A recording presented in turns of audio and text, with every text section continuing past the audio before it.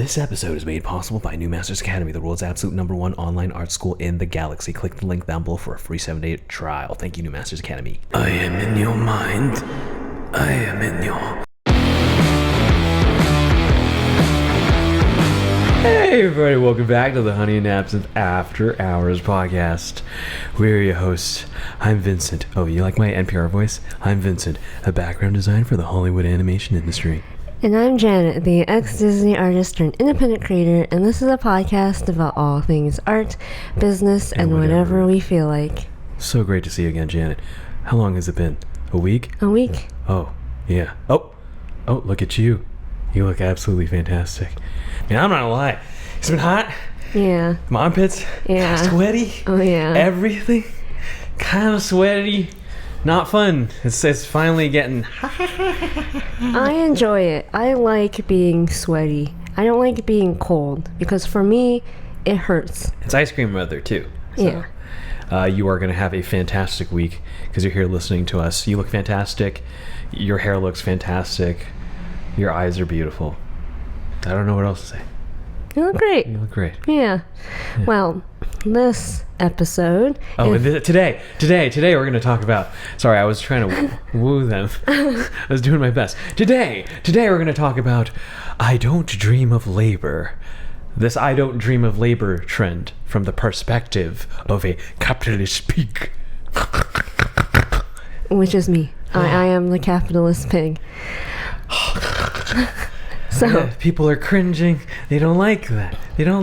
Why do you like capitalism? Gen Z doesn't like that. Millennials don't like that. Why don't you like not capitalism? What's wrong with you? Boomer. Yes. Maybe because I understand what I think is the bare minimum that people should understand about economics. But okay, the year is 2019. And you're seeing just a shit ton of people quit their jobs. Yeah. And you're like, whoa, there's like a wave of people quitting their jobs in spring too. You know, springtime, immediately after the new year. And you're like, And it sort of kind of inspired you to be like, you know, the next round of people who quit their jobs and make it public on YouTube, you're going to hop on that train. Yeah. So, the year 2020 comes out. And then you make your I quit my job at Disney video. And then, you know, there was another like wave of like I quit my job to pursue my whatever videos. But what was crazy was I think this trend mutated. Yeah. It mutated. Would that be a good way to describe what happened to it? Yeah. Like before my Why I Quit My Job at Disney video, the Why I Quit genre is kind of just that. It was a Why I Quit genre. A bunch of people would I think before that was like hustle culture. It was a lot of people buying into like the Gary Vee type thing of like work until hustle. You die, you don't sleep. Yeah, like everyone needs to have a side hustle. Everyone needs to, like, I don't know, drive Uber or something. Yeah. To eventually one day quit your full-time job to go into your side hustle full-time, the thing that you're actually passionate about. So a lot of people eventually, when they do have their moment when they can go full-time into whatever thing, they have their Why I Quit My Job video. And that's just something that I want a video I wanted to make when I quit my job. Now it has transformed into this I don't dream of labor trend. Yeah. Can you explain? Yeah, so it is what I thought it was, which is just an I quit my job trend, but transformed into a different title. But it has other aspects to it that I think is fascinating and I wanted to talk about as someone who is a big fan of capitalism. Can you opine? Just give like a good minute or two about how much you love this capitalism thing. The fact that when you... Are you going to find a bigger cheerleader for capitalism in the art community? In the art community, probably not. Probably not. I think you have your, this is your only source, really, of the only art open capitalist in the art community. I think it is not a bad thing to like money. Because at least I'm honest about it. Because everyone likes money. Come on, let's be real. But at the same time, I don't know. I think people give capitalists and capitalism a bad rap sometimes because it is associated with the greedy. But I think most people are capitalists, and I believe most people aren't crazy greedy. Like, what are some common, the obvious top of your head common criticisms against capitalism? Ooh, it's like saying Voldemort. That without regulation, it turns into big monopolies like Amazon and Walmart and Disney. that kind of thing. Yeah, like Disney, which I hear. But give me a system that works better, and then we can talk. But Damn. so this trend, though, it's basically, if you've seen these videos on YouTube, you probably have. They've been going kind of viral in the past few months. Even you've been served them. Yes, and I discovered this trend when you made your "Why I Quit My Job at Disney" video. I remember there was one of the first ones that came out, and I was like, I remember telling you, oh my god, not only are people quitting their jobs now, they're like saying fuck work altogether. like they don't even have like a passion project they want to do or whatever bullshit. They're just like, fuck it. You don't even want to work. Like, damn. You're like, I thought what you did was badass, but now this is like a whole level of like, whoa. What's happening? Right? What's happening? So if I were to sum up the main points of these videos, because they're all similar, it's basically college educated millennials. So all of them have to start the video saying that I acknowledge my privilege.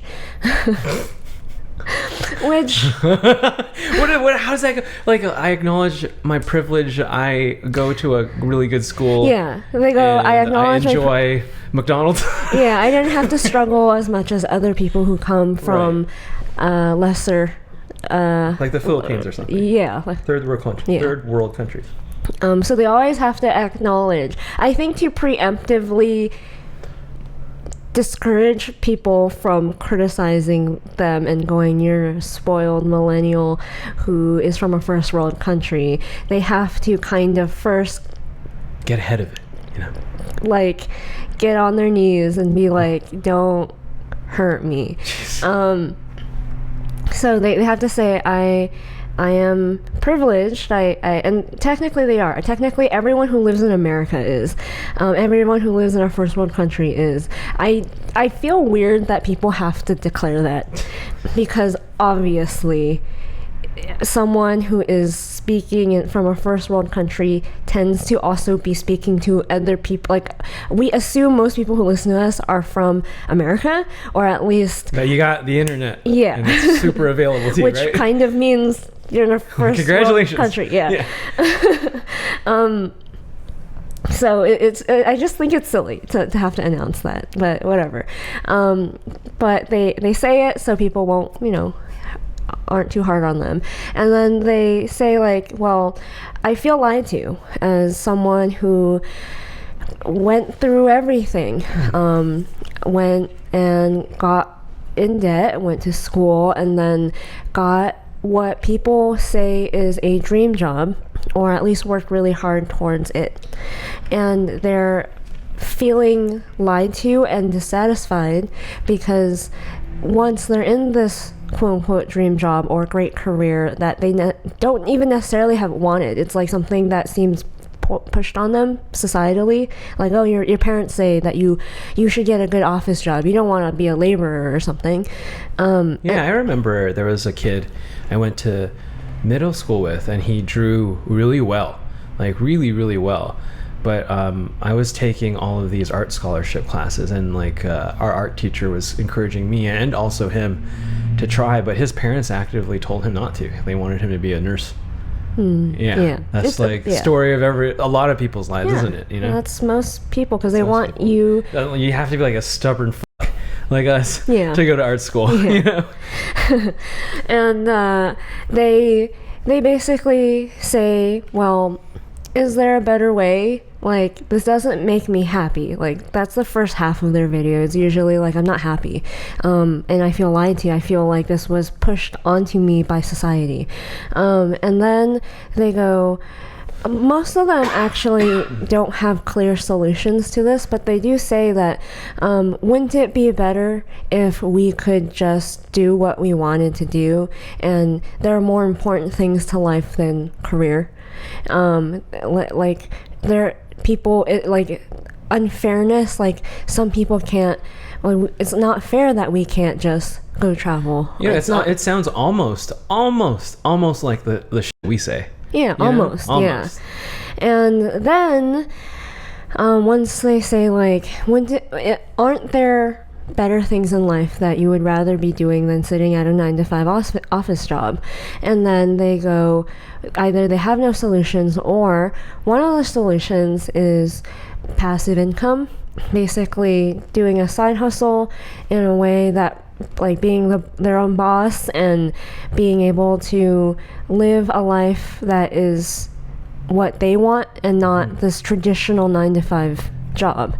But then some of them go even further and say they don't like the system where everyone's forced to work in order to survive.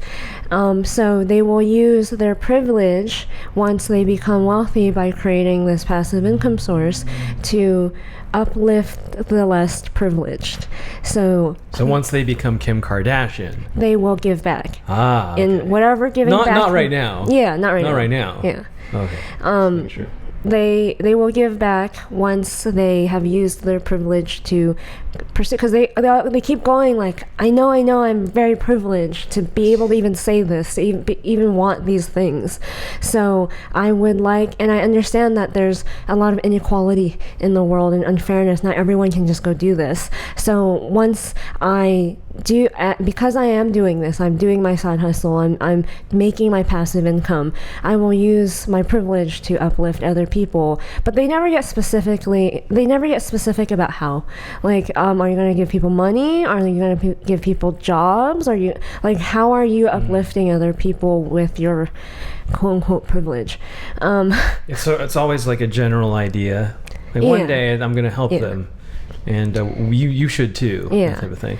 But what is clear is that they're trying to pursue a different kind of life through basically being self-employed, which they never really define. Like, they don't, I think these girls are well-meaning, but they are very vague about a lot of terms, but they basically are just striving to be self-employed, that they want to not live the 9-to-5 life, and they don't have ways to explain what they want with their passive income, their side hustle. They don't know if it's self-employment. They don't know if it's creating a business. They don't know if it's investing. They don't have terms to define it. They just know, I don't want a 9-to-5. So they call it, I don't dream of labor. So that is the trend. If you don't want to watch their usually very, very, like, 30-minute long video on this, that's what the trend is. So I kind of wanted to talk about it. I encourage you to watch it, though. I overheard you listen to some of it, and I was like, oh, interesting. It's very fascinating. Because I don't come from it from a point of judgment. At least I try not to. I'm just kind of open-minded about what they're going to say. Because I do agree with a lot of it, and I do agree with... I also really disagree with a lot of it. And... Let's just start with the things we agree with. Okay. So 9-to-5 fucking sucks, man. Yes. It's some bullshit. Yes. It is some like, my God, get me out of here. Fucking, like, you think you're the whole experience of you being at school staring at the clock, waiting for it to be 2:30, whatever it is for you kids. Go home. Yeah. It was the same thing. Yeah. But like forever. Yeah. Like no summer vacations. Yeah. No summer vacations. No spring break, really. Yeah. You accrue some vacation days. You get 2 weeks a year. You get 2 weeks a year. if you want to take it. That's adult. That's adult. That's adult life. That's adult life for you, man. So yes, like I think I like as like I'm with you. I would listen to it and I was just like, all I hear is a bunch of like it's wrong to me. I don't know, it just doesn't feel. It's just like we talked about it too, and we are about to talk about it. Like it just doesn't. I just don't think their solutions for it will fly. Yeah. That's right. Yeah, the 9 to 5 sucks, and I think one thing I guess before we get into disagreements, I disagree with kind of, is that like no one dreams of labor, like absolutely no one, like no one gets up going like I want to do this one job, except if you are someone like an artist. I think artists do dream of labor, a certain kind of labor. Yeah. Like I think any kind of creative person, they know they don't want a 9 to 5 job. They might have one to make ends meet, but they do dream of a different kind of job, making art, making music, making whatever, Writing. yeah. And I think for us, we were disillusioned in a different way. We didn't buy into the lie of the 9 to 5 From the get-go. Ever since I was a kid, I was like, fuck that. Working in a job, bullshit. Wearing a tie. I'm gonna be an artist, and I'm gonna go cowabunga down the studio with my little skateboard, just like the DVDs from Pixar. Yeah. And I'm gonna live that life. Yeah, and I mean making art every day, even if it's on the computer. I'm not gonna be a nurse. F that shit. That's for everybody else. And so like as an artist, you think, I don't buy into the 9 to 5, and you think being an artist is not a 9 to 5. Right. And then through a lot of branding and persuasion, you are tricked into thinking being an artist is not a 9 to 5, which is totally a 9 to 5. It's yes. Like most art creative jobs require a 9 to 5, unless you are truly an independent artist, freelancer. You have your own studio. You have your own hours. Like very rarely are you someone who just can roll into a studio and go, I'm gonna paint today whenever I want, and then have adequate enough work to just pay for whatever until the next time you feel like doing that. Yeah. So but that's sort of like a lot of what a lot of artists romantically dream of. Yeah. That ultimate creative life fantasy. Yeah. And when you're young, you think it is working for Pixar. Yeah.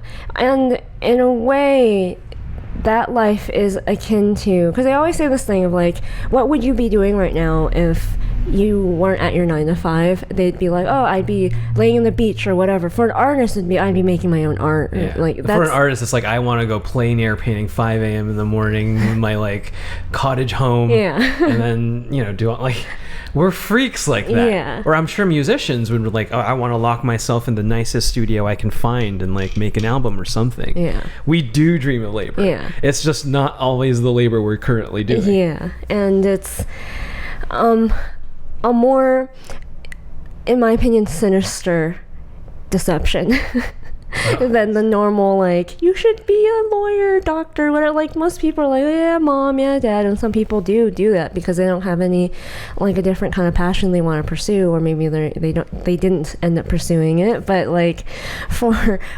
artists, we do dream of labor, and yeah, we're taken advantage of in a different kind of way. And I do agree with the fact that there are more important things in life than your career. Mm-hmm. I did not believe that when I was in high school, though. That was my life. I wanted to be a career woman. I was like, I'm gonna be the most career woman that ever lived. I don't need no man. I don't need no man. I don't need a date. Like, the fact that we started dating was a miracle. Like, I think when you're young and you have a passion, you are willing to sacrifice whatever for that passion, and you buy into this, I guess you can call it hustle culture of like, this needs to be my life. Yeah. Whereas I think maybe younger people might not understand this, but finding a partner in life or getting married, starting a family, or let's say going traveling and experiencing all that life has to offer, those are just some examples of things that might be more important than your career. And I know there are a lot of people like, oh, I want a show run, I want my own movie, I want my own comic, I'm willing to not get married, not have children, do all these things in order to obtain that. Right. And that's definitely what I thought when I was younger. But as I got older, I realized, no, no, I care a lot more about making my existence on this world valuable to me and to other people than to make my existence worth it for my boss. Because at the end of the day, that's kind of what putting your all into your career is about. And once you realize that like, oh, maybe I don't care about my boss that much. Because when you're young, you think it's a selfish thing. When you think like, because you think you're gonna be a CEO, showrunner, what you want all these things, that you're doing it for yourself at the end of the day. For me, at least, that's what I thought. Like, when I realized, like, oh, all my efforts are literally to make my boss look good and to make my boss happy, which is good at a certain extent, but that shouldn't be your life's meaning. You know what I mean? That shouldn't be like you're about to go to bed and you're like, I made Jim happy today. Yeah. Worth it. No. Best day ever. Yeah. That's not. So I do agree. Like, what about you? Do you think that there's more to life than just career? Of course. I've always thought that. I've always thought that if once I get my career in animation, that would be it. I wouldn't want to strive for anything else, and I would want to like settle down and slow down and all that stuff. But I don't know. I think I have a lot of energy left to still do things. And I don't feel and like I'm 30. I know people who are in this job who are like, what, 40? Some of them are 50. It's just like, I'm going to be here for a while, maybe. We'll see. But I don't see the rush of wanting to like reach some sort of height, especially right now. Like, what for? What? Why? I feel like I just got hired yesterday. I think I've been at this for almost 5 years now. Can you believe that? Yeah. Wow. And it's not like I go to sleep at night knowing that like, oh, everything's so worth it because I did those backgrounds today. So that's gonna appear on the screen. I feel like that about the music I make. I feel about that way about the art I do on the side. I feel like, oh damn, I did that thing that like I never expected myself to ever do in my lifetime, but I did it anyway because I felt like it, and that's the really cool stuff. Yeah.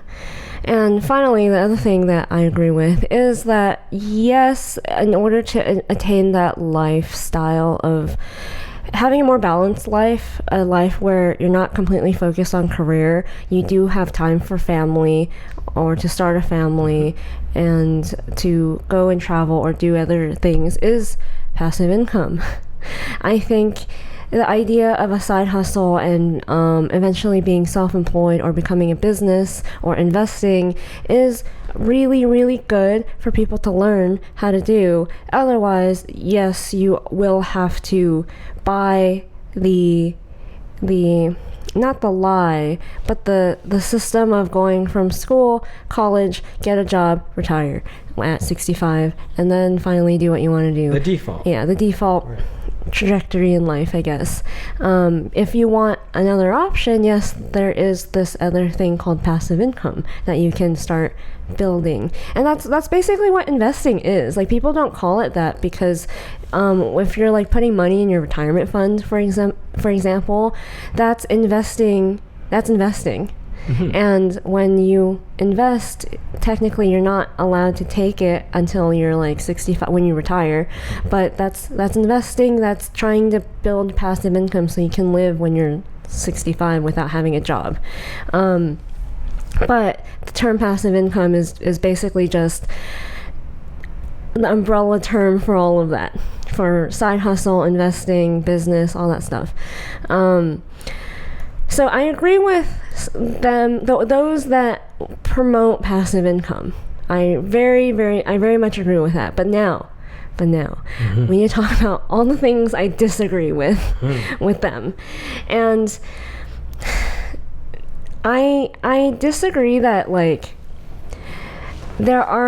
they have this air of like unfairness and inequality to all their videos, of like they have to acknowledge that they're privileged, that there are some people who are less privileged than they are, and they have a responsibility to uplift other people, or I don't know what it is that they're necessarily saying about uplifting other people as it pertains to them, their individual, like what are you going to do about it? It always comes across to like, me it just seems like a way to skirt any sort of idea that they're being selfish. Yeah. You know, like, oh no, I'm not. It's not about me. Like one day it'll be worth it for other people. You see, and I'm just like, oh man, bullshit. You know? Yeah. That's my thing about it. It's just like a lot of these people promise, like you said, like, I think you're better explaining this than me. But then I just feel like, if you're not able to be charitable now, what makes you think you're going to be charitable later? Yeah. So I guess to explain how I feel about that, I used to think the same way actually, that this idea of there is a lot of unfairness in the world and inequality and whatever, and one day when I am rich and famous, I will give to charity. I will start a foundation. I will do whatever, but only when I am rich and famous, or when I have something to give. And I thought this was a very sound, logical way of thinking, until I started listening to Dave Ramsey, who is a financial help guru person who helps people get out of debt on the radio. And he said this thing that I wouldn't have thought about ever in my life, because I didn't grow up with religion at all. My parents are from communist China, and in communist China you're not really allowed to have a religion because it distracts from your loyalty to the CCP. So when me being that, like, I had no opportunity to learn anything about any kind of religion. I am the most like agnostic person possible. I'm not necessarily atheist, because I don't know, but like I just don't know.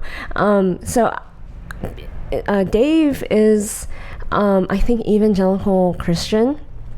So, but for the most part, I listened to his show mainly for financial advice. I didn't care about the religious aspect of it. He doesn't really talk about that. Yeah, he doesn't. He really doesn't, for the most part. But he's helping people get out of debt, and his process is basically you save every penny you have and throw everything at your debt until it's gone. So with evangelicals, they have this problem usually when they call him, and they go, what about tithing? So in like church, normally the expectation is you have to give 10% pre-tax income to the church that you go to. It's just a thing. And that conflicts with the like, I need to save every penny and throw everything at my debt. So they're like, what should I do? Like, what do you recommend I do? And he goes like, okay, well, I don't believe that God will love you less if you don't tithe. God loves everyone regardless of anything. But he says like, you give at the point of giving, of tithing, is you want to be a giving person. And if you don't give when you have nothing, what makes you think you will give when you have something to give? And like I thought about that, and it really like clicked for me. I, as someone who wanted to do charity later in life, I was like, that's true. Like, I should be giving now when I have nothing to give. When, like, that is the most selfless thing to do. And then you develop that habit. And when you are rich, it's like clockwork for you. Like, oh, I'm gonna give because that's something that I do. That's the person that I am. I don't think anyone just one day when they're rich suddenly is like, I give. I'm gonna give away like 99% of my wealth or whatever. Like, that's not human nature, in my opinion.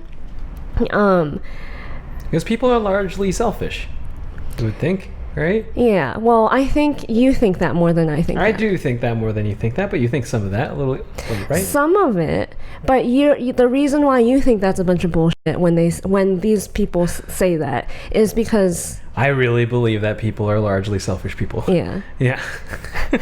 I don't think they've thought it out as much as I have, honestly, but Yeah, I mean, like, I don't know, maybe not now, but like when you do suddenly become Kim Kardashian, are you really, Yeah. and are you really gonna give enough? You know what I mean? I don't know. Yeah. So that's one part of it. We both don't necessarily believe in what they mean about uplifting other people, them as individuals. It's all very vague. Yeah. Not precise. I don't know what you're gonna do. Yeah. But then I actually have more of a problem with that statement altogether, the unfairness and inequality. Because I fundamentally believe that if you live in America or in a capitalist country, that you can make it. A lot of people would disagree with you. Yeah, I know. These days are crazy. But because I am a red-blooded American, I am a capitalist pig, that I believe that no matter what circumstance you come from, no matter who you are, if you grow up in America, you can get we can make it. And my definition of make it is whatever makes you personally happy. It doesn't necessarily mean that you will become a billionaire, millionaire, whatever, if that's not what makes you happy. If your definition of making it is I want a family and to be able to take care of them, then that's making it. Like, if you want to rise up from poverty to a different social class, I believe you can do that. Like, I don't believe that because of your race, how you grew up, where you grew up, how much wealth you had when you grew up, how much wealth your parents or family members left you. I don't think any of that has anything to do with your ability in America to do and achieve all of your dreams, any of them. And this idea of like fairness, the world is really unfair and unequal. Well, yeah, exactly. What would you think about the criticism that like there are a certain class of people who are, there is a system that is built against them, that type of thing? Sure, there's a system built against everyone. Like then now we have to like define inequality and hierarchy, I guess, because a lot of what these people are talking about is inequality of race and inequality of economic standing. So if you're rich versus you're poor, and if you're whatever race versus whatever race. And for me, I'm like, why is that the only two things you're talking about? There's literally hierarchy in every single thing imaginable. Some people are tall, some people are short, some people are beautiful, some people are ugly, some people are smart, some people are dumb. If you truly want to level the playing field, you cannot ignore any one of these things. Because let's say you take away economic inequality. Everyone is not poor, everyone is not rich, because everyone owns the same amount of whatever. Then what do you have now? Some people are more smart and some people are less smart. What do you do about that then? There are actually people who go like, well, burn the books. Make it so that the smart people can't be smarter than other people. Interesting. Some Animal Farm shit. Yeah. And then let's say you do that. Everyone is not smart and not dumb. They're just all the same. What else? Some people are tall. Some people are short. What do you do? What do you do? And then like the extreme one is like, let's chop those guys' legs off. Like, let's chop that guy's legs off, and like then he will, or like I don't know. There's some messed up things I think people in this world will do to achieve equality, and I think to boil it down to, let's use economics to try to fix our social problems in very like not thought out long-term kind of ways, is very you're not thinking through the consequences of it. And who says that changing the whole entire economic system will even work to fix, because that's not the problem here. And when I say that I believe anyone from anywhere, no matter your standing, whatever, can make it in America,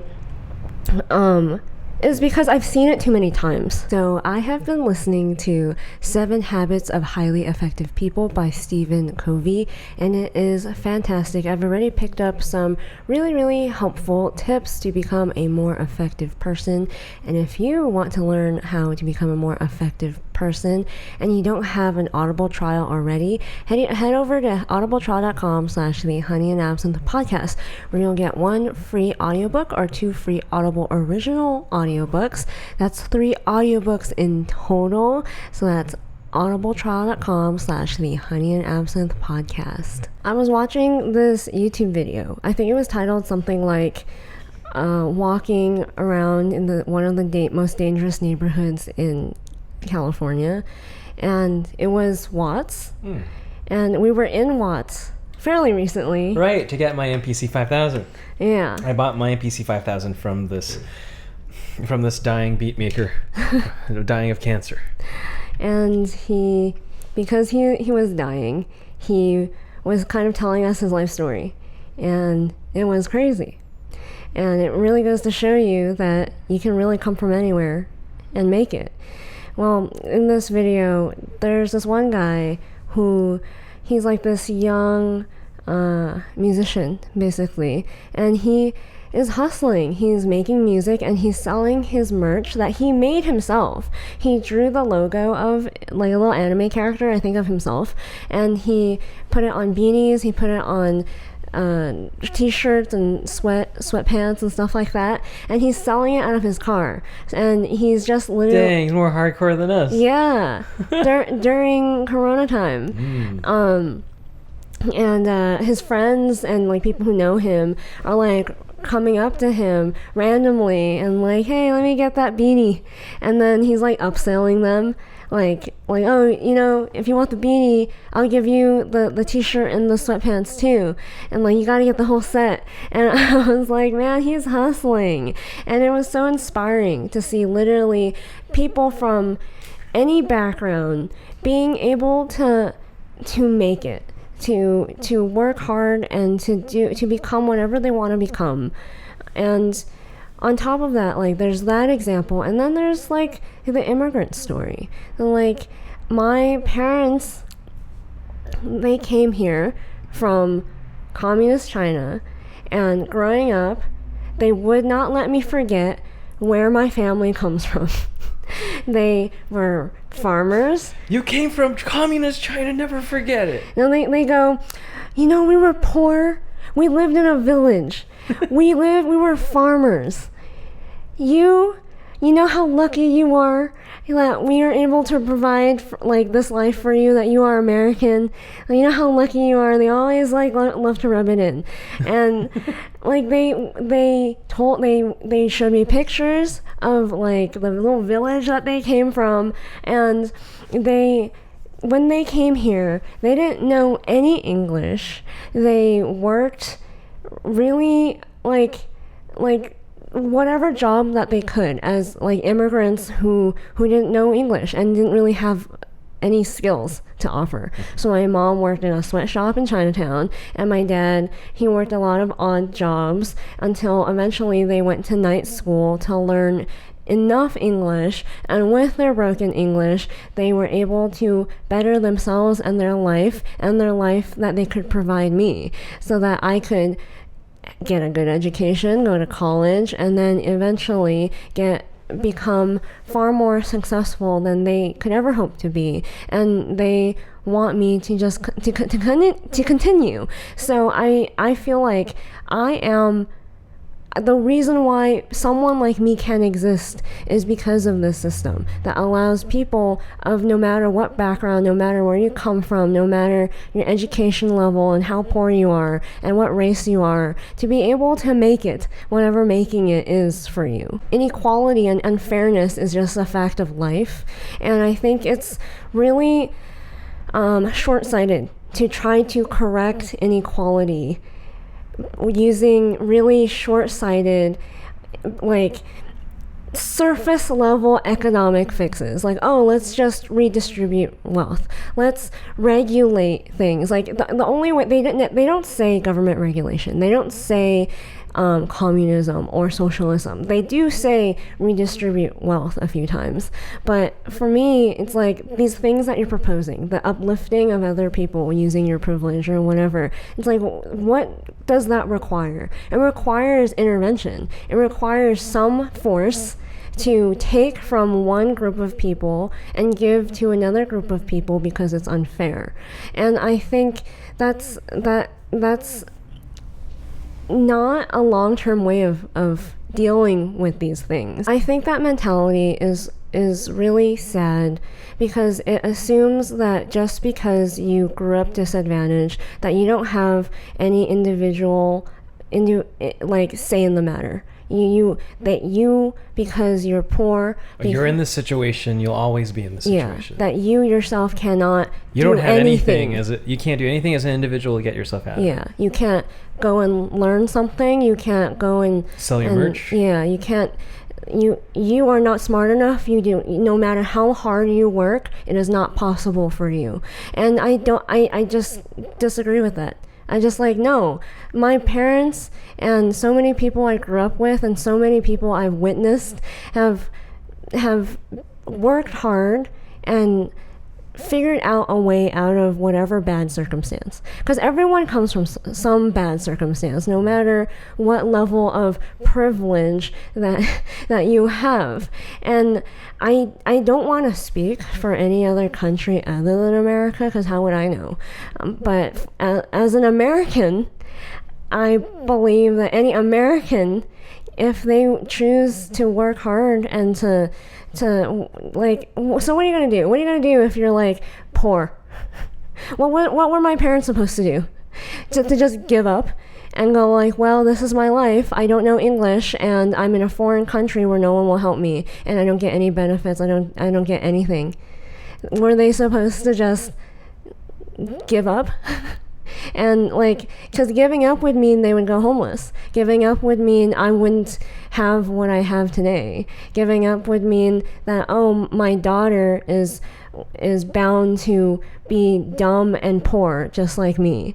And like that, I think that's the worldview that thinking promotes. That I'm like, if my parents didn't believe that they could get better jobs, then why would they have gone to adult school to learn English? Right. Like, that's like, it's not like they had the time. When people when they're poor, they have to work shitty jobs, but even so, they decided to further their education in whatever time and avenue opportunity that they had. So So I just feel like that's like, sure, there's inequality, but to just say that like, oh, that's the end, that the individual doesn't have a say in what to do about their inequality is bullshit. The best way to explain this concept of why we think wealth redistribution doesn't work in as simple as like terms as we can for an artist to understand is, you asked me this question years ago when we were at a convention, and you got a really strong reaction from me. I think we were doing a convention and we started really getting into politics at this time. And I was just thinking of like, how to explain it just to the average artist. 'Cause it's just like, I remember when our teachers tried to, like, I don't know, share their political opinions in college to us. I did not give two shits in a flying fuck. Like, I did not care. I did not care. So I was just like, how do I think of a way to like perfectly illustrate the struggle to these artists? And I was like, ooh, Janet. So let's say at the end of this convention, we do really, really, really well, right? And let's say right before we leave that the people who run the convention tell us, hey, we're implementing this new thing where we're going to take 10% of your earnings and we're going to give it to the least, to the people in the convention who earned the least. And you have no say in the matter of fact, we just did it right now. What would you think? What would you say? What would you do? I would be like, what? No. I worked hard for this money. Explain why you'd be outraged. Because I was in that place before. I was once really bad at selling, and my art was really bad, and no one wanted my work, and I just had to deal with it. And then also, I worked my butt off, hours and hours and hours of art improvement to get my skills to a certain level, and then to get my products at a certain level. I invested the money for the prints, the merch, everything. And then I sat here, and I worked for it. I sold my stuff. I did my commissions. I like, you see these dark circles right now? And you're around your eyes? Yeah. Like, I worked for this. You can't just take my hard work. Well, what did they do to deserve it? What did anyone do to deserve all the work that I did? If you agree with any of these sentiments, you are a capitalist pig. For me, I agree with 100% of what you said, but like, it's also this really interesting thing that like, I think unless you've done tables for a while, you're not really privy to, is that like, you see people who do really get better, you know, and it's also like, the immense pressure that I'm sure anybody who's table at a convention, you feel, where like, this is your wares, sink or swim. Do you have something people like, or are you going to eat it at the end of this day because you don't have anything people want to buy and you lost money because you invested so much in this convention? That's the sort of like gamble that we play as artists when we do these conventions, because a lot of the time you can bomb and sometimes it's not even your fault. Sometimes you're just like in a really, really bad placement or table placement or whatever. And I was thinking like, there's something about not having a safety net. There's something about like, if I, you know, were to just somehow get 10% of everybody's earnings, every single table's earnings at a convention, why try hard? I just be like, you just show up and you get paid. I made like $62, but at least I get everybody else's earnings. And then you're not gonna try hard. Like, there's just something about like, if you don't try hard, you are going to lose money at the end of this. That like makes every artist try to do their best to rise to the occasion, right? Mm-hmm. For me, if I were on the other end, I'd be insulted. Like, you're... Oh, what do you mean? If like the convention people were like, "Oh, don't worry, Janet, we know you did shit, at this con, but here's 10% of Yeah. every table's earnings. Yeah, especially if I witnessed someone else's hard work. If I sat there and like I had nothing to do because no one's coming by my table and I have complete artwork or something, and across the way there's someone that's like working their butt off trying to make money. Then you see them, they're early every day, they're just getting their commissions done, they're doing inventory, whatever, and you're just sitting there like, man, I suck. And then at the end of the convention, someone comes by out of pity and gives me like $100, like, oh, I know you didn't make any sales today, here's your consolation prize, I guess. I'd be like, I don't deserve this. Yeah. And what is this? Like, I'd be like, take your money back. I don't need your I money. don't need your money. But yeah, I'd feel a little insulted.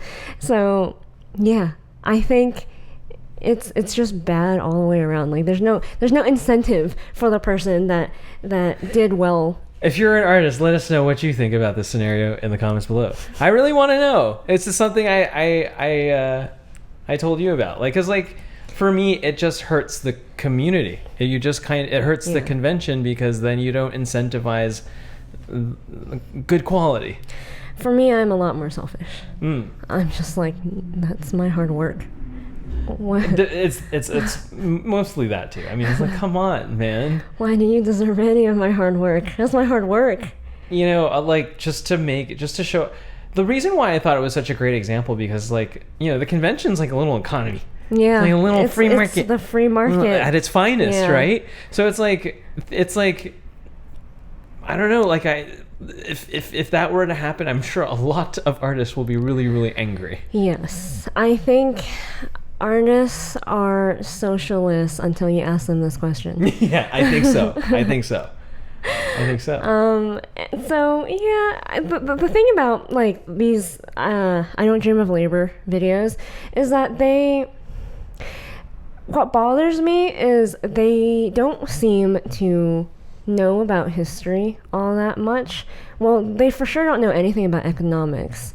They might have taken some kind of social, like anthropology or I don't know, humanities major in school or something, but they say, well, they think capitalism is on its last legs and that it's on its way out and it has failed all of us and that there has to be a better way. We've been doing capitalism for like 100 years. Why don't we try something new? And then they bring up all this redistribution of wealth and inequality and how unfair the system is and how it's unfairly weighted, like, oh, like people with low skilled jobs are like paid nothing when they should be paid more. Why do people in high paying jobs are so high paying when you barely do anything? And I'm like, well, because that's the free market and supply and demand and skilled jobs versus, and like I was just like, man, these people, I don't judge them for their lack of knowledge in economics, period, because like logically that makes sense. Why are people in unskilled jobs paid less? That's not fair. They're doing a lot of like the dirty work basically. But if you understand the way economics works and the way a business works, period, then that's just simple the reasons why.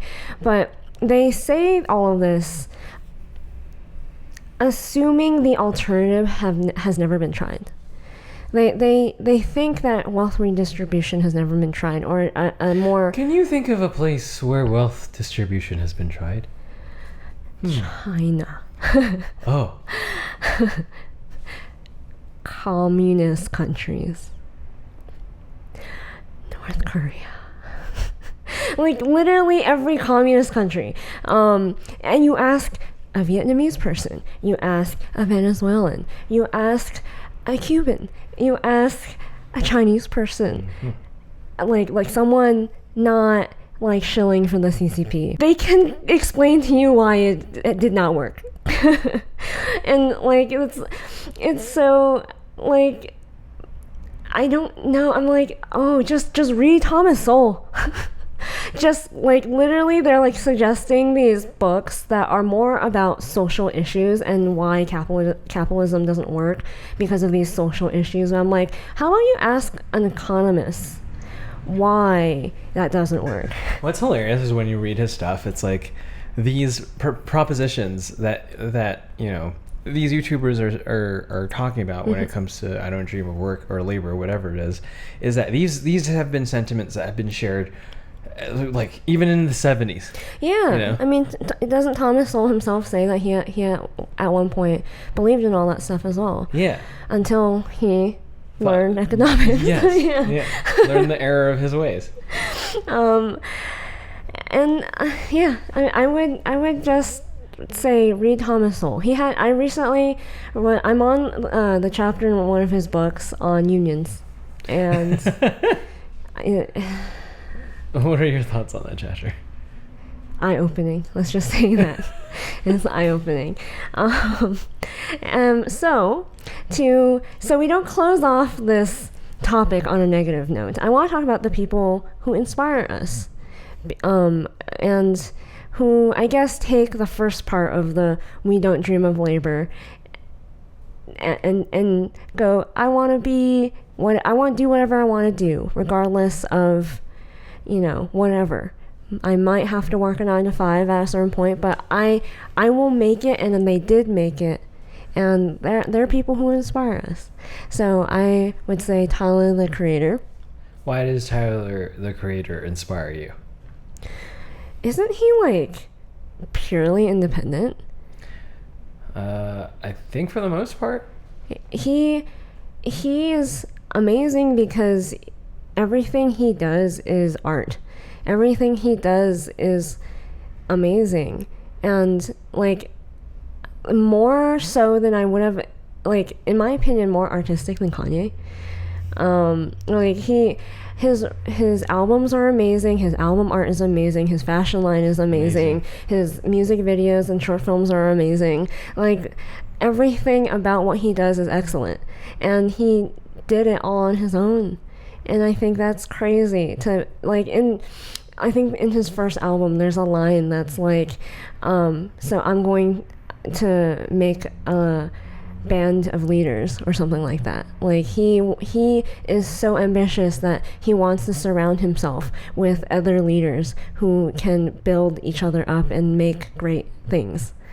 Like if he is someone who just knows how to rap and produce music, then he's gonna surround himself with a leader who knows how to make great music videos. Wolf Haley, apparently. And yeah. What about you? Well, I mean, like, what I'm fascinated by Tyler, the Creator, is like he's able to do all of these things, like, and it seems as though they come out from his mind, and everything he does, from the covers to one of my favorite videos is the one he did with who was that? Kali Uchis. Yeah, with the beautiful, like the just, it was just a very simple thing with just backdrops and like foreground props, and I was just like, the colors are beautiful. This is just beautiful, and everything about it is so carefully thought about. I'm not sure if he himself is the one or he hires like really talented, fashion designers or production designers or whoever, but like everything he does is of like really, really, really high quality.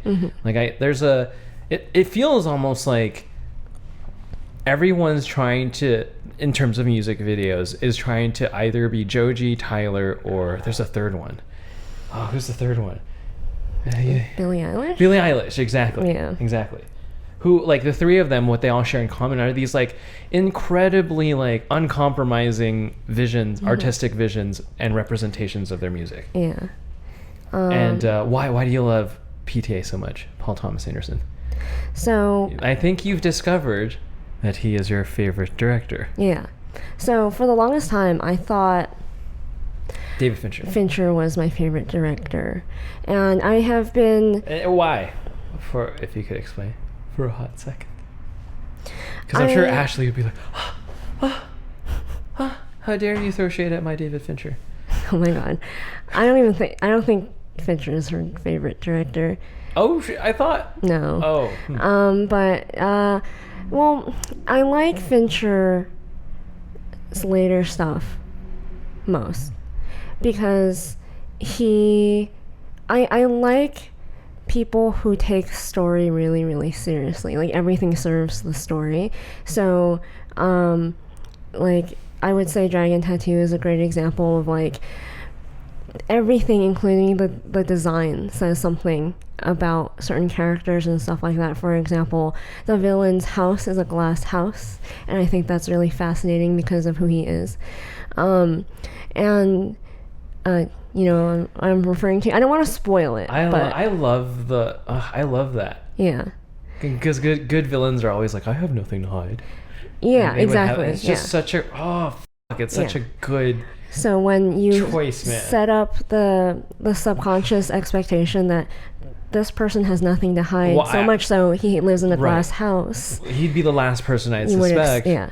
So Right. when you introduce the villain, you reveal the villain to the audience is actually surprised. Yeah. That's for those type of reasons I really like David Fincher. But then I went on a marathon of PTA movies. Because you started, let's see, where did we start with PTA? You saw, I think your very first one was There Will Be Blood. Yeah. But I showed you that movie when you were barely on your cinema Yeah. journey. That's why we watched it again recently. Yeah. But then the second movie, Actually, before that, I think I watched what's that one with Magnolia? yeah, Magnolia. Oh yeah. Yeah.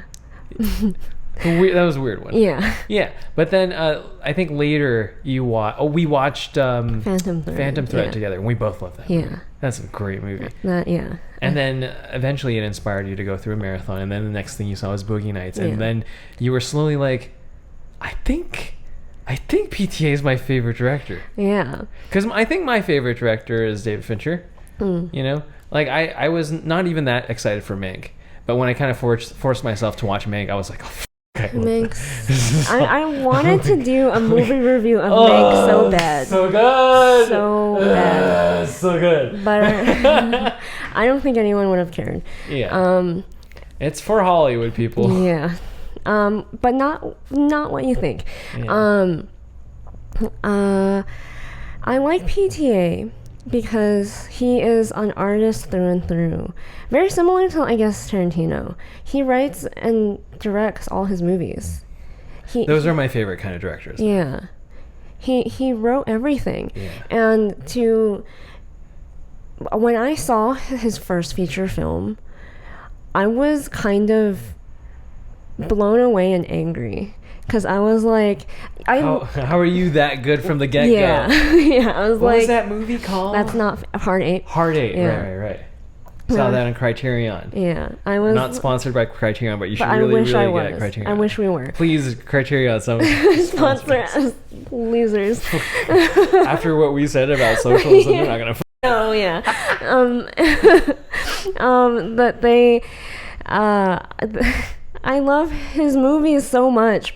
Some of them are hit or miss, but at the end of the day, he wrote his own movies. He directed his own movies. You don't get that very often, and you get the mind and the vision of one man. And when I saw his very first movie, I was mad because I like going in reverse to see where someone started, because it's, in my opinion, humbling and eye-opening. You did this with Fincher. Yeah. And you saw that Fincher had a lot of shots that weren't motivated by story. Yeah, It's and pure aesthetics and kind of junk Yeah. shots.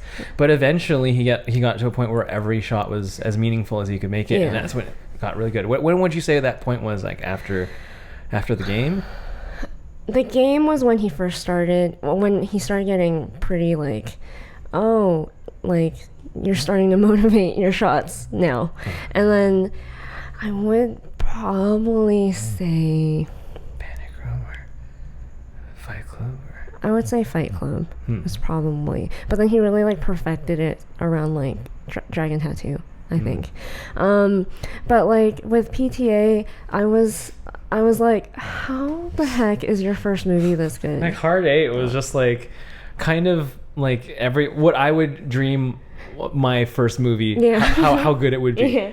Like how do you achieve that? Like I don't know. Yeah, Like, I was so mad. I was like, I'm so jealous of you and your talent and your but yeah, that's why. But I also wanted to point out someone like Casey Neistat is exactly kind of who we're talking about in this, in terms of like people who can rise up from nothing. And like he, if you know much about him, had a child, I think at like 15, 16. He was a high school dropout. He never went to film school. And then he sold like a TV show, I believe, or a movie to HBO, and then became Casey Neistat through like sheer hard work. Like that man, probably the hardest working person on YouTube, making daily vlogs for like years. Years, and like getting on average less than what, like 4 hours of sleep every single day. Like that man is crazy. I don't want that life. But yeah, like he is every, like all those things, those statistics, I guess you would call it, should assume that someone like him can't make it, but like he did. And like it just goes to show you how far like working hard can get you.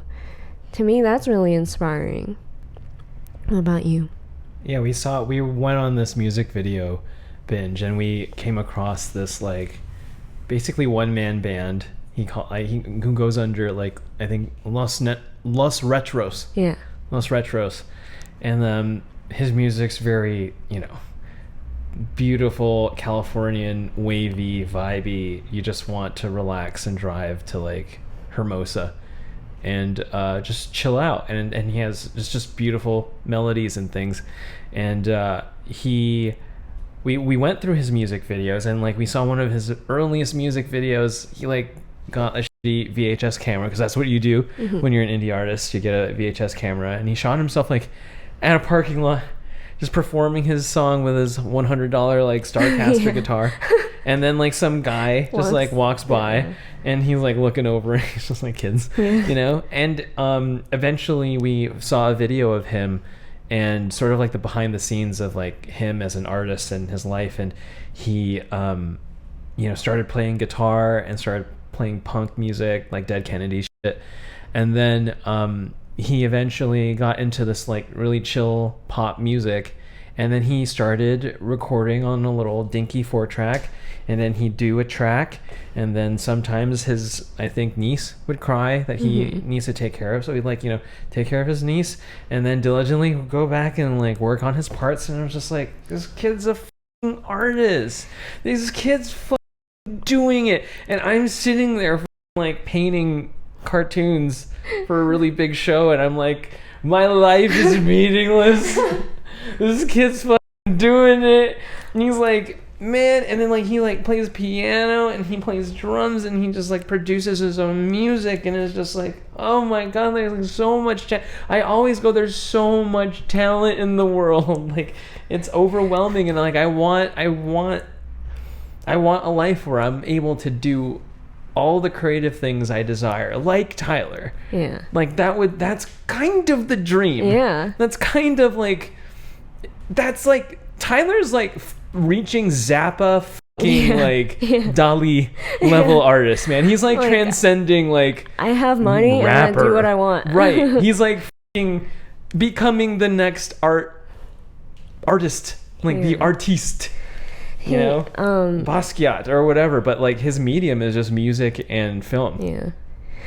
Los Retros is amazing to me because he's so young. I think he's currently like 19. And that video we were watching of him, I think it was like 2 years ago. So he was like 16, 17, like hustling it.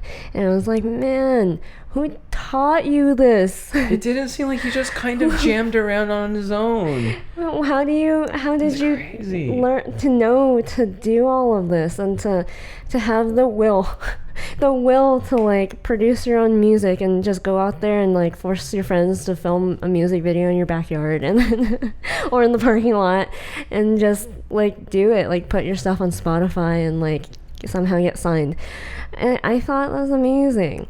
But then also we like people like Kevin Parker, Tame Impala, and Mac DeMarco literally doing it on their own. Yeah, we like, especially me, I get really inspired by like one-man bands. And like, you know, it's not a new thing. Paul McCartney did this way back when. But like, it's just so impressive to see someone who so desperately wants to just like make art, and it doesn't matter if they have to like be kind of good. Mac would always say like, I'm just kind of barely good at everything. Yeah. I kind of play guitar, I kind of sing, I kind of play piano, and I play drums and bass. But like Kevin too, in a different, more psychedelic way, like these two, they just make it happen. And again, I sit there and I go like, fuck, like I want to make it like, like what am I doing? And then like I'm just like, I'm in fucking America. I could quit this job and do it. And I'm like, no, I'm scared. And then I don't do it. And then I seethe. And then I just watch more videos of these super hyper inspiring people just making art. And I just think like, man, remember when we saw the Zappa thing, and we saw like kind of like his life of, he makes art for himself to the point where for his music videos he hires other artists to make art for him, music videos, so that he can watch it in his bedroom with his family. Yeah, literally for himself. Like it's not for anyone. I'm just like, fuck, that's the life. That's the life. Like, what is this like? I work for DreamWorks bullshit. Yeah. Like that's the life. I was like, I want to get on like Zappa's level, man, or Dali's level, man. That's so cool. When I saw that he literally keeps a stop motion animator on his dime, on his payroll, literally, because he loves his like grotesque little claymation stuff, and he just wants it for himself. He knows that there's no one else, like on earth probably, who wants to see that kind of music video and wants that. Like there's no monetary gain for anyone, including himself, but he's gonna pay this man. Like he kept up this relationship with this man since he was like young, until he died, I think. Yeah, I think so. Yeah. This guy, the way he met him, this guy climbed over his fence and was like, can I like work for you? Let me show you my animations. And Zappa was like, these are sick. And like hired him for the rest of his life. And I was like, could we all like find some benefactor like that? That would be amazing. I guess this is like quintessential like film nerd thing to say, but I guess another person that really inspires me is Kubrick. Because like PTA actually, I forgot where we read this. What was this? This was like an interview or something. Yeah. He said he was like invited on like set to one of Kubrick's movies. Oh no, I think we read this on a Wikipedia article. Yeah. He was invited on set to one of Kubrick's movies. And I think it was Eyes Wide Shut. Oh, it was because of Tom Cruise and Magnolia. Right. Yeah. And he was shocked by how little of a crew and everything it was. How small the production actually was. And then he was like, this is it? Like, this is what you make your movies? This is your crew? To Kubrick. And Kubrick's like, yeah, what else do you need? And then he was like, and that was the moment I felt like a Hollywood asshole. Can you imagine Kubrick's voice?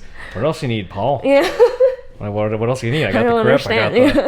I got the camera. What else do you want?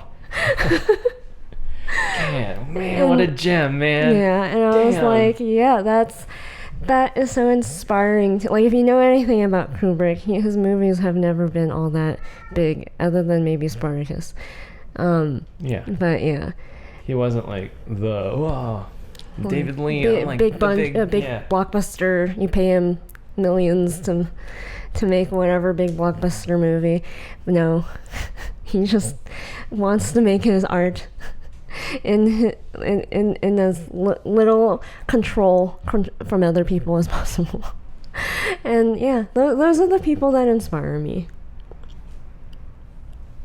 I love King Gizzard and the Lizard Wizard. Listen to their new album Butterfly 3000 on Spotify. It's a just a synth heavy beautiful album. But like King Gizzard is like they're this amazing band. A lot of really talented artists in animation are working on their really rad music videos, and I'm thinking like they are pure 100% independent. They made their own festival. I kind of follow the Zappa model of like they just make art and they do the thing, and they, you know, all the cover art and everything is like by them or by artists they, you know, they employ, right? And personally, not some sort of label that did it for them.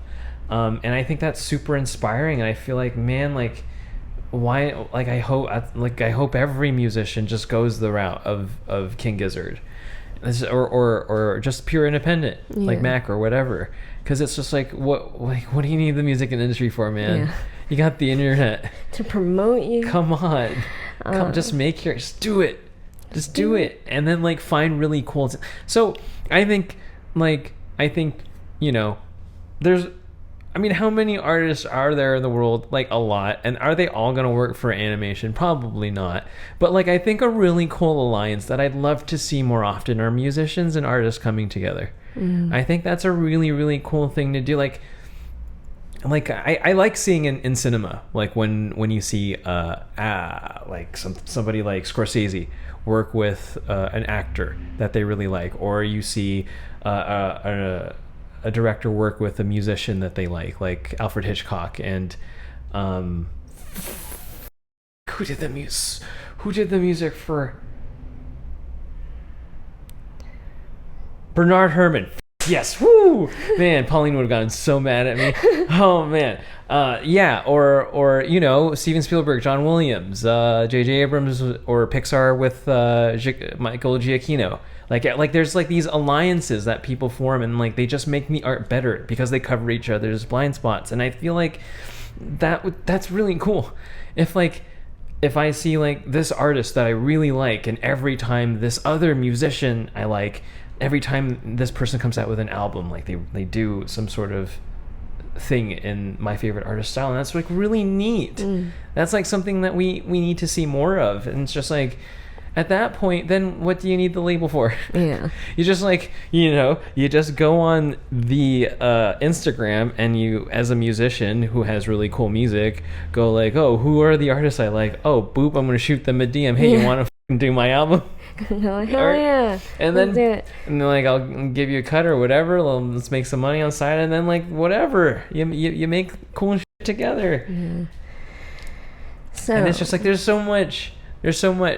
And then with this like dream of labor thing, I remember like you telling me that like one of their great solutions is like to take passive income into more of a priority.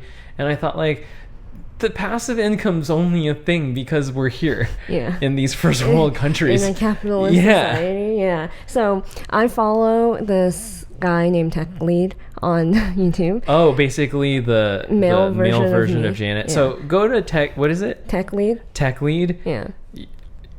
This dude is like Janet, but a boy. Like from like everything. It's like, and he's also an INTJ. Yeah. It's kind of hilarious. Yeah. Which is why that, like, I think male INTJs are more unabashedly INTJ. Shameless. Yeah, shameless about being an INTJ than I can be. Because if I were like that, I'd just be called a bitch. And so, okay, Tech Lead. He's basically an ex-Google, ex-Facebook tech lead. Oh, you're an ex-Disney artist. Star Wars. He is a millionaire because he has gotten very wealthy developing his own apps and companies after he left Facebook and Google. And he said this interesting thing once about, like, after he got really, really wealthy, he just kind of did the thing that you think a lot of people do when they make a lot of passive income for themselves. Go to the Bahamas. Yeah, and just lay on the beach for like months. He just like drink pina coladas and lay on the beach every day, all day, every day, because you can. And then he was like, you know, that life gets really boring after a while. And then you think to yourself, maybe I should go get a job. Maybe I should do something with my life. So he started YouTube. And I really like internalized that, because I was like, you know, my goal at the end of the day for passive income and to create like a lot of wealth for myself where I don't have to work a 9 to 5 isn't just so I can lay on the beach. I think I've said this before in previous episodes where like, what would you do with $1 million? What would you do if you had everything? That all your problems went away and you had everything. Would you go lay on the beach? Okay, good for you. But for me, I would be like, I want to do more. I want to do whatever. Like, the money is a means to an end. The money is so it can fund my other creative ventures in life, and there is no end. Like, for example, Miyazaki came out of retirement like so many times because, like, what are you gonna do in retirement? Nothing. So you might as well just make more cartoons. Yeah, make more movies. And I think a lot of people don't think about that. I think he has the unique perspective of being able to live that life and being like, you know, after sleeping on the beach, like getting sunburnt for like a month, you do kind of want some purpose again in life outside of just, he even like he said like his 20s was filled with travel. He got really wealthy. He just laid on the beach, like he did all the things every single influencer wants, every single like person who wants to be wealthy wants. The dream. He has everything, and he was like, you know what, I think I want to get a job. I think I want to do YouTube. I think I want to build another business. Like, that's why entrepreneurs tend to be serial entrepreneurs. Like, they don't stop at one company. Because after it's a thing actually. When an entrepreneur hits it big and then they sell it, they have a sense of loss. Like, they don't know what to do with themselves. They feel sad and depressed. And like, so they have to start something else. So they have to start something else. Yeah. That's actually a thing. So yeah, food for thought. Food for thought. Do you dream of labor? Yes. I dream of hard. Yeah. I dream of like dying for my art, man. I dream of labor. What is our recommendation? If you have not listened to Call Me If You Get Lost, you officially are one of those who live under rocks. Under a rock. Yeah. You need to listen to Tyler, the Creator's new album, Call Me If You Get Lost. Everyone loves it. All the music critics love it. Just click off this video and listen to it. I love it. Right now. Watch his music videos. They're really amazing. neat. Yeah. They're really cool. And if you like this video, make sure to like, jingle, touch all our bells and buttons. It really helps us out. Please and thank you for the algorithm. Head over to honeyandabsinthe.com to help support this channel, keep these cameras rolling and the lights on, and by buying some merch. Check out these other videos here next to binge all our other episodes, and we will see you next time. Bye-bye.